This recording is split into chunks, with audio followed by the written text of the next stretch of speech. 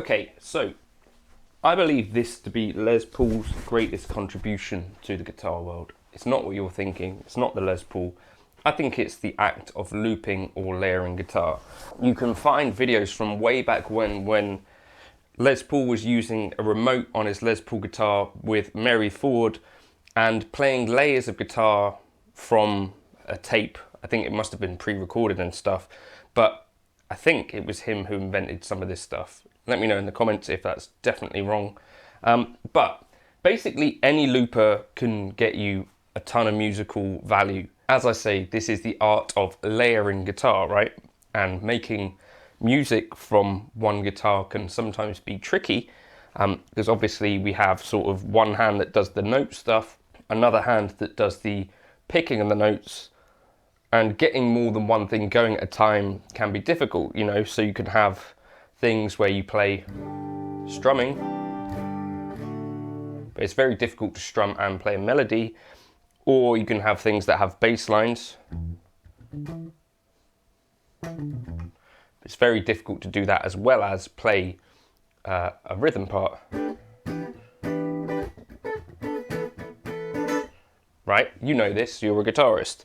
Anyway, so what I think the looper can do is make it possible for us to entertain ourselves, and if we get good at it, you can entertain other people with it, but that's kind of besides the point, because I think there's enough joy in it that you could just get loads out of it anyway. Every single day I'm essentially doing looping, but without a looper. You see me starting tracks by layering, and so I wanted to do a video kind of talking about some tips on what I think is Les Paul's greatest invention. So if you've got a ditto looper or something like that, I think it's a good idea to keep the volume below full. So unity gain on these things tends to be like full up. The idea being that you want, once you've built some layers, to be able to play over the top of it without getting drowned out. So obviously if you've got a build-up of layers on your looper, those are going to have a cumulative volume which is probably greater than your picked notes. So maybe even start halfway and see where we go from there. Now I think the first mistake that I made when I got a looper, I think the first looper I would have had would have been on the Pod XT. The idea of looping, I thought you could kind of just lay down chords for a whole song and then sort of play over the top of it. What I've come to realize now is the idea of looping, you could think more about it like kind of sampling, or like you get in hip hop and stuff, where you're layering sort of maybe a 8-bar phrase or 8-bar loop. I think that's a better place to start from. So you maybe pick one section of a song rather than trying to go, right, this is the verse, this is the chorus and all that. Now once you get good at looping, if you have a more advanced looper, you can do more of this other stuff, but that's probably for another video, and it's definitely not the sort of thing that's super easy on a ditto. That's kind of more the sort of thing you might want a Boss RC whatever for. So when I come to a looper, the one thing that I think is probably most important is rhythm. And so your first loop could even just be rhythm. It doesn't necessarily have to be chords or anything like that. So you could, as you're getting into looping, you could think about your first loop as being like the calibration for whatever follows, and you could practice getting better at this. So kind of the idea might be, you think, what is your tempo before starting? And you're going to sort of tap that with some part of your body, and maybe practice which foot you feel more natural with. So maybe it'd be your right foot or your left foot, or maybe get used to using both. But in this case, I'm going to think 1, 2, 3, 4. Maybe then you think about what rhythm you're going to play and how many bars you're going to do that for. 2, 3, 4, 2, 2, 3, 4, 3, 2, 3, 4, 4, 2, 3, 4, 1. And on the first beat where you come back around to the repetition, so beat 1 of bar 1 is where I press that button again, right? So then I've got a loop that goes 4 bars. So that first loop could even be just rhythm, right? And that might be a good starting point so that you have something roughly consistent to play along to. And then what you want to do is pick a chord progression from something that you know quite well. Any kind of tune works for this kind of stuff, probably, but something like a 4-chord vamp works really well.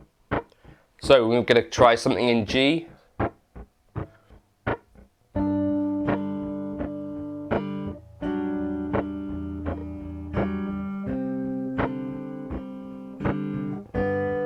So that's chord 1,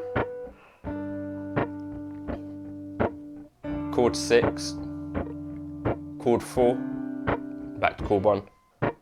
So the very first kind of bar as well, you want to practice like being able to execute this fairly well. So you maybe just delete it the first few times.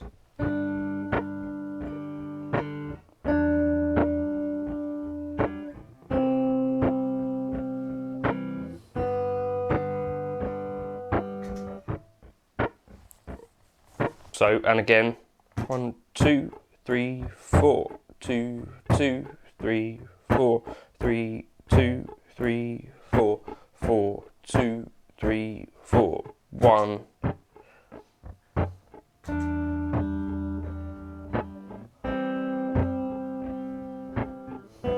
Two, three, four.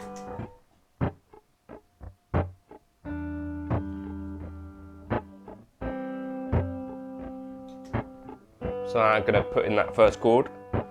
1, 6.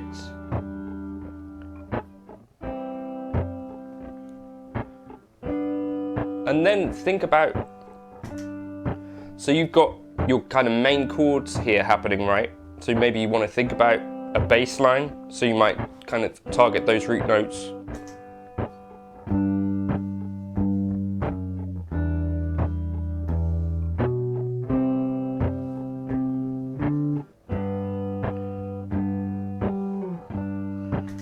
So I've got kind of a chord part, I've got a bass part, right? And then maybe think about, so I've got two things that are kind of lower end of the register. And maybe you think, right, so what about if I find an inversion of those chords? So we've got something like up here, triads work really well for this. Arpeggiate them.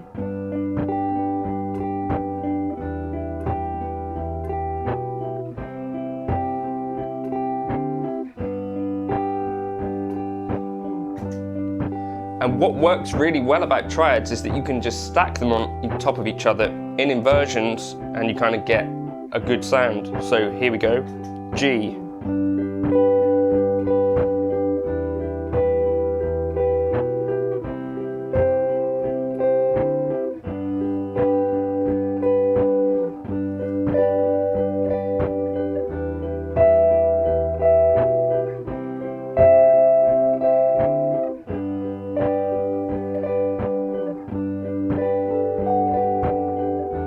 And I really like this kind of thing, so I've got a G here, an A and an F sharp. It's kind of ambiguous and it will work out over all of those kind of diatonic chords.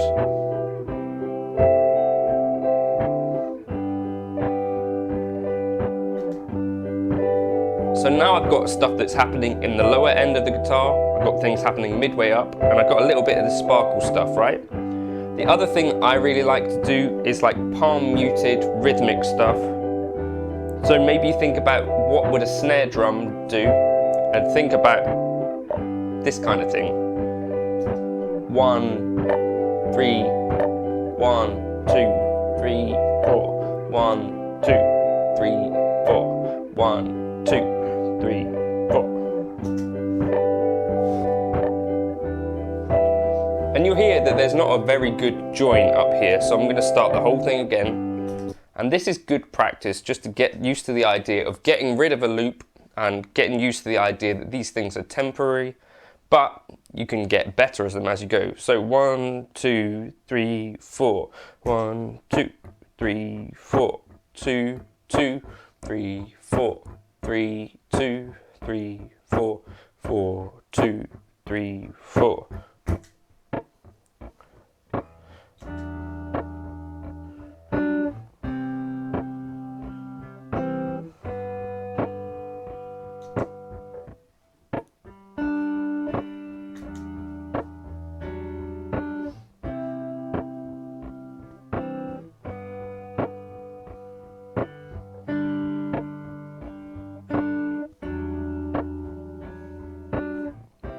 So then we did the triads, right? So I'm going to start up here again, arpeggiated.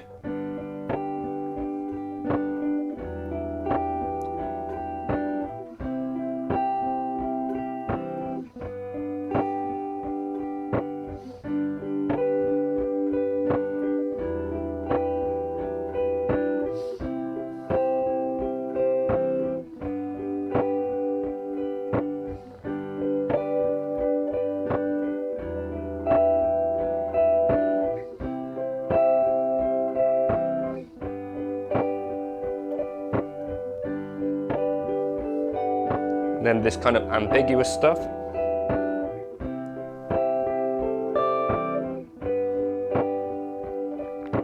One, two, three, four. 1, 2, 3, 4. 1, 2, 3, 4. 1, 2, 3, 4. And we've forgotten our bass line, but that's fine. Let's drop that in now. So we're starting on the root.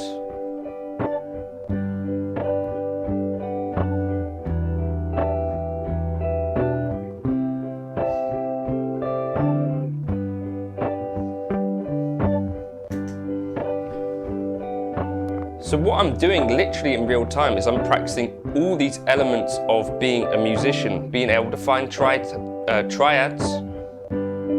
In real time I've done this.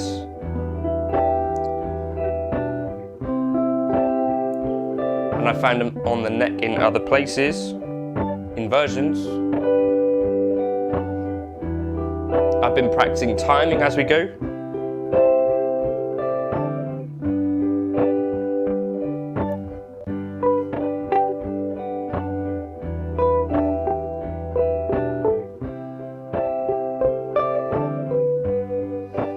Now I could try putting together a little kind of harmony part. So I'm going to try and keep something relatively simple and repetitive. So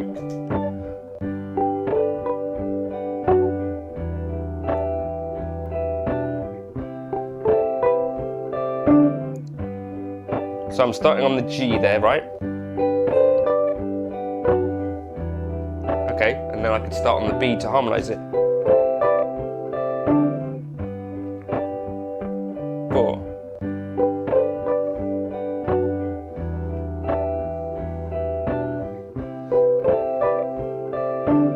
There's nothing tricky going on, there's nothing magic, so now starting on the D. And then again, same thing.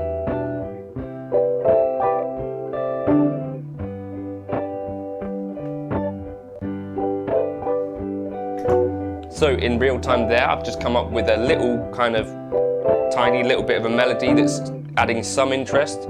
I've harmonized it twice, right? There's like very musical stuff going on here in terms of actually being a musician, actually playing guitar, before I even got to the stuff which typically is what, as guitarists, we do a lot more of, which is like the noodling.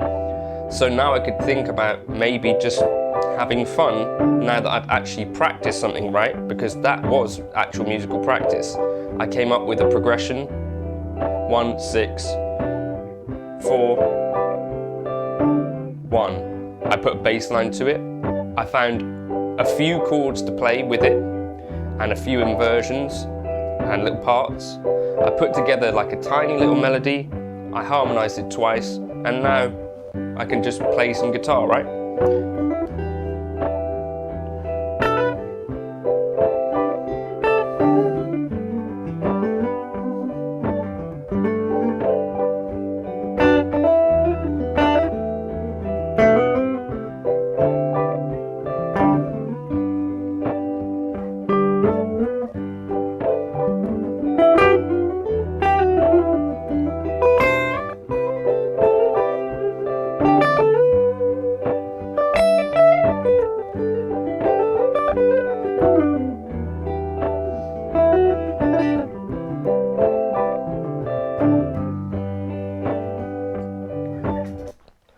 And now it's gone.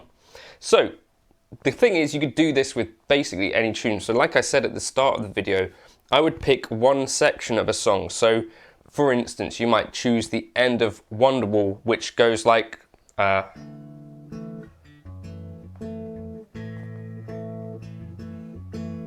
we got that in mind that we're going to get to that. So my first rhythm kind of track is going to go like this.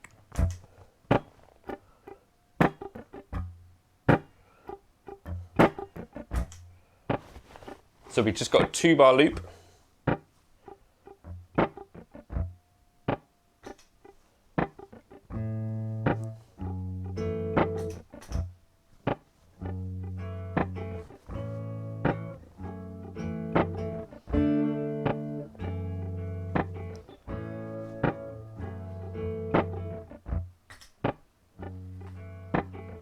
Okay, and I just want to fill it out.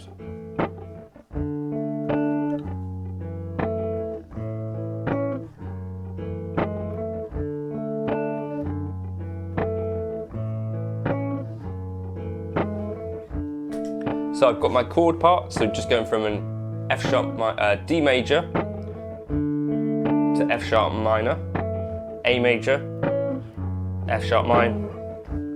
We'll put in a bass line, right?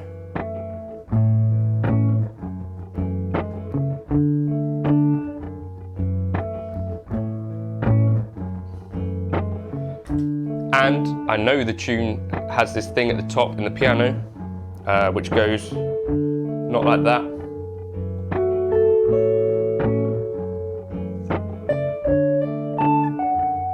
So I'm going to try and put that in.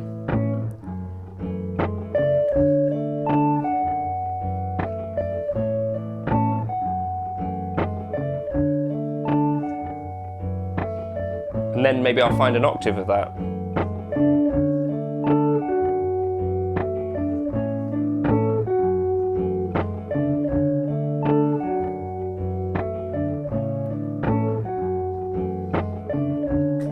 So now I've got that little motif, maybe I'll try and find some triads.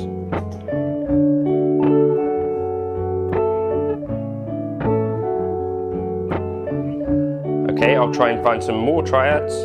So we're playing D, right? So up here.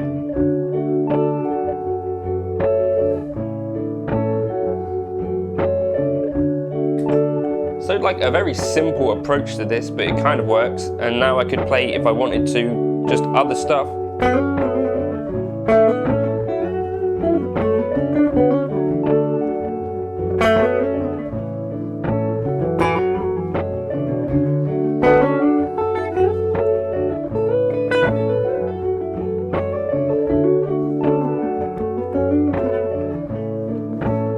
And things that work really nicely, like swells.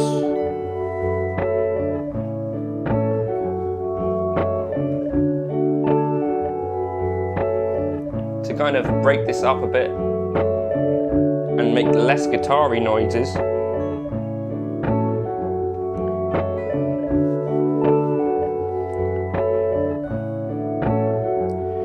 Also like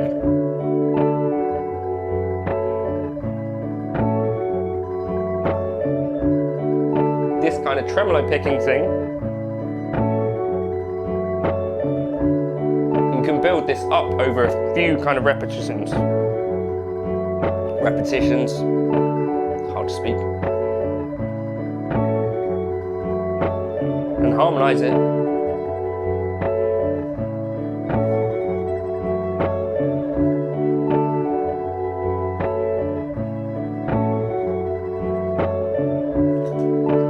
And you know, be careful with your dynamics, but keep these things really light, and you can sort of build like a painting of like these different sounds without any pedals. So all I'm using here is literally just the looper, no reverb or anything. And that's just why I think the loop pedal is pretty much a guitarist's best friend. It's such a great practice tool. You don't actually need anything else besides a loop pedal to have hours and hours of fun. Well, actually maybe a guitar, but you know, a guitar into a loop pedal and straight into here like this with no reverb or anything. I can still have a ton of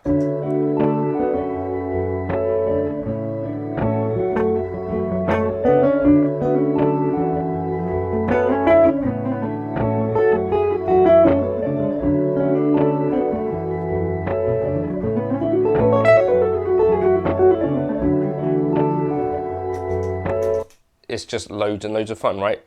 Let me know if this was at all useful. Let me know if you want me to go into a bit more of my approach to looping. I think I'm going to try and do some more videos on this, but that's kind of my thoughts on that, my philosophy on looping, and also why I think this is Les Paul's kind of greatest invention, if he did invent it. I'll put together a tab as well on Patreon of that kind of G part that I was messing around with. Just the idea, maybe from seeing how I actually built that loop and have it written out so you could do it yourself, you can get the inspiration for doing some more of this by yourself. The other really cool thing actually to try, so first of all, I would start very much in 4/4, but don't necessarily limit yourself to that. Obviously, you've got songs and stuff that are in 3, that are in other times. And one of the next coolest things you can do with a looper, I think, is start to explore other kind of timings. So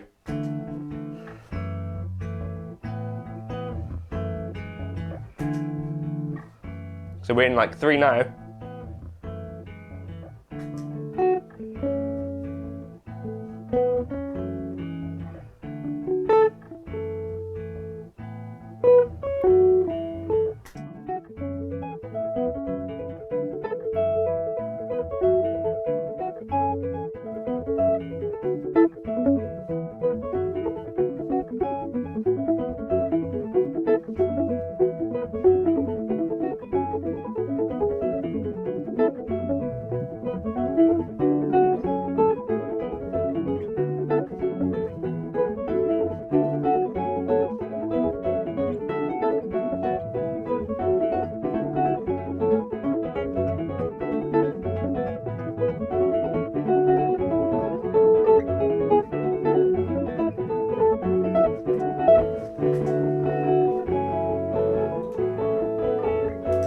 Anyway, you get the idea. You don't have to just be in 4/4 all the time, but I think it's a good place to start.